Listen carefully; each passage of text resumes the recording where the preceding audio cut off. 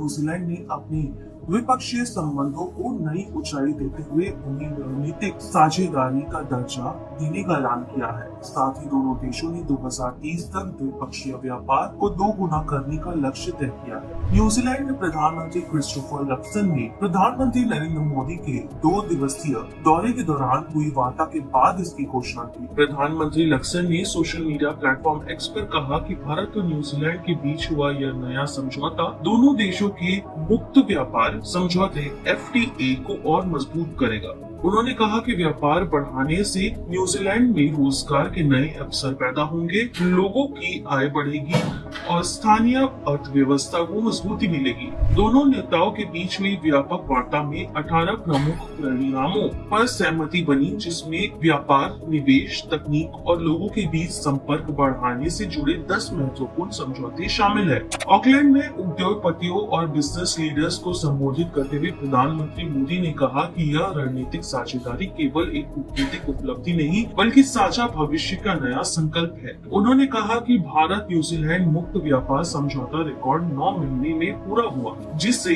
बाजार पहुंच, निवेश, सेवा, तकनीक और प्रतिभा के आदान प्रदान के नए अवसर खुलेंगे। पीएम मोदी ने विश्वास जताया कि दोनों देश मिलकर 2030 तक द्विपक्षीय व्यापार को दोगुना करने का लक्ष्य हासिल करेंगे। उन्होंने भारत को वैश्विक निवेश का मुख्य केंद्र बताते हुए कहा कि भारत में नीति स्थिरता, राजनीतिक स्थिरता और निरंतर विकास का माहौल है। उन्होंने कहा कि भारत सिर्फ एक बाजार नहीं बल्कि वैश्विक विकास का लॉन्च पैड है। प्रधानमंत्री ने ये भी बताया कि न्यूजीलैंड ने अगले 15 वर्षों में भारत में 20 अरब अमेरिकी डॉलर निवेश करने की प्रतिबद्धता जताई है। उन्होंने न्यूजीलैंड की कंपनियों को विनिर्माण, बुनियादी ढांचा, स्वच्छ ऊर्जा, लॉजिस्टिक्स, डिजिटल अर्थव्यवस्था, कृषि, डेयरी, फूड प्रोसेसिंग और उभरती तकनीकों में निवेश बढ़ाने का निमंत्रण दिया है। इसी बीच ऑकलैंड में आयोजित किया ओरा मोदी सामुदायिक कार्यक्रम में 10,000 से अधिक भारतीय मूल के लोगों ने भाग लिया। कार्यक्रम में प्रधानमंत्री क्रिस्टोफर लक्सन भी शामिल हुए। अपने संबोधन में पीएम मोदी ने भारतीय समुदाय की सराहना करते हुए कहा कि उन्होंने भारतीय संस्कृति को सहेजते हुए न्यूजीलैंड के बहुसांस्कृतिक समाज को